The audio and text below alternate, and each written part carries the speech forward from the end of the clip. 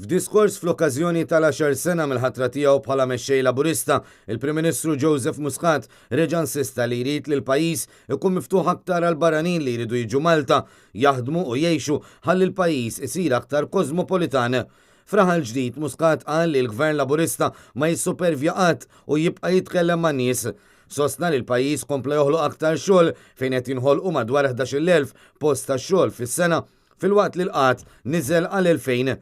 Qal li minn deficit il-pajjiż illum għandu surplus ta' 430 miljun euro.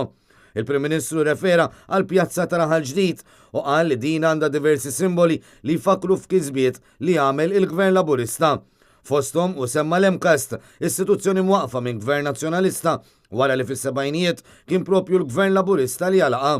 Min-naħa l-oħra, fost il-problemi li semma Muscat kien hemm dik tal-kirijiet tal-proprjetà, għalkemm ma tax dettalji dwar kif il-Gvern immexxi minnu mistennija li ba.